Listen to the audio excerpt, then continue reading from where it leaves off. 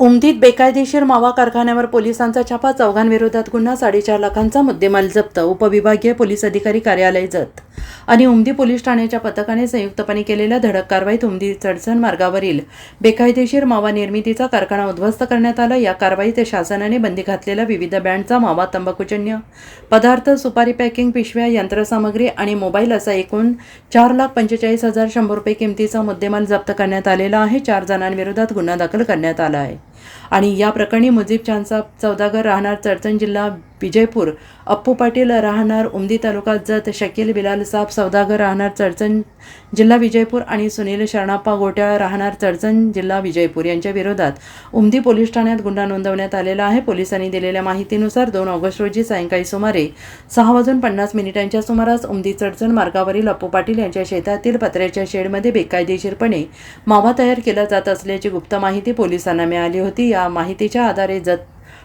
उपविभागीय पोलीस अधिकारी कार्यालय आणि उमदी पोलिसांच्या पथकाने संयुक्तपणे छापा टाकला. या कारवाईत किंग जगबार डायरेक्टर किंग टायगर या नावाने पॅक केलेला मावा, सुगंधी आणि साधी तंबाखू, मिक्स सुपारी, मावा तयार करण्यासाठी लागणारा रंग, चुना, मावा तयार आणि पॅकिंग करण्याची यंत्रणे, डिजिटल वजनकाटा तसेच 2 अँड्रॉइड मोबाईल फोन जप्त करण्यात आले. कोणताही वैध परवाना नसताना शासनाने बंदी घातलेल्या तंबाखूजन्य पदार्थांची निर्मिती आणि साठा केल्याप्रकरणी संशयितांवर भारतीय न्याय संहिता तसेच अन्न सुरक्षा मानके कायद्यातील संबंधित कलमानुसार गुन्हा दाखल करण्यात आलेला आहे. पुढील तपास उमदी पोलीस करत आहेत. Bureau report, SBN Marathi, Umadi.